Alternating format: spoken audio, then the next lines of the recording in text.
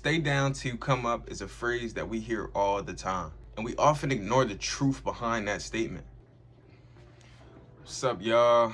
In good spirits, smiling, of course, as always. I'm currently working on a video for one of my clients. I came to a really good realization. So in this line of work, creativity is definitely an aid in terms of like editing videos, pushing videos out, helping with marketing. But something that I had to quickly realize is that as a creative, we tend to try to put our own spin on things. We'll see opportunities out of our own lenses and own visions that we feel like would better whatever product we're helping create, without realizing that sometimes that's just extra work. Your client chose you for a reason. Your client chose you because they know that you're gonna get done what they need to get done. Your job is to listen to what the client wants and get it done how they want it. Now, over time, that trust will build, and as you get adjusted to the fundamentals and understand how to do it at a base value, then they will start to give you a little more leniency with your creativity. This is a new client, and I was seeing a few things that I felt like could better the outcome of the product. And at first, I was sharing my thoughts. I'm never gonna feel bad about sharing my thoughts.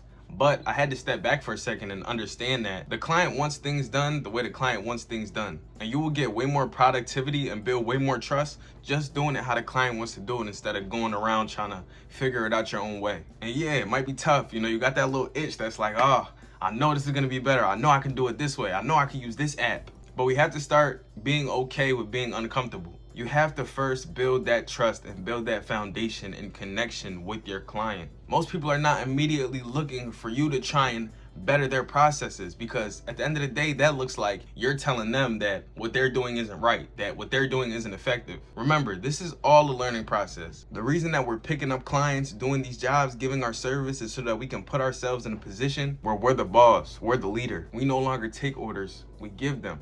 But you have to be good at taking orders before you can give them yourself. You have to understand what it means to be an employee, to be a follower before you can be a leader. So be intelligent, be smart about the decisions that you're making. Take in all the advice and tips that they're giving you, because they're giving it to you from a place of seniority. Even if it doesn't apply to you, even if you already know, take it, be professional about it.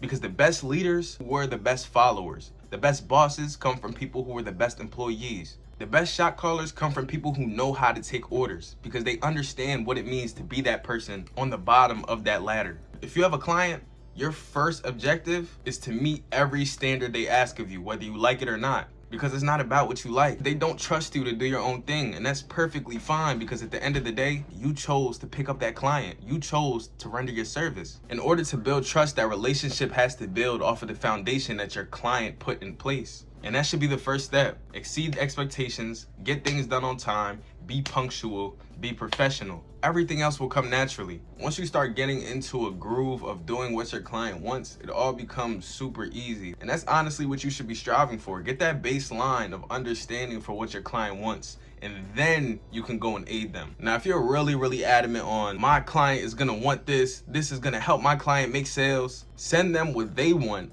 and then come later and say, I made this extra video, I made this extra product based off of what you told me, based off of what you wanted, and this is what I came up with. Let me know if you like this. If you don't, I'll scrap it, but these were my ideas. That brings more value to your work and more value to the time that you're putting in. It also shows your client that you're invested and that you care about what they're trying to do. Not that you're just trying to cut corners and get things done how you want to get them done.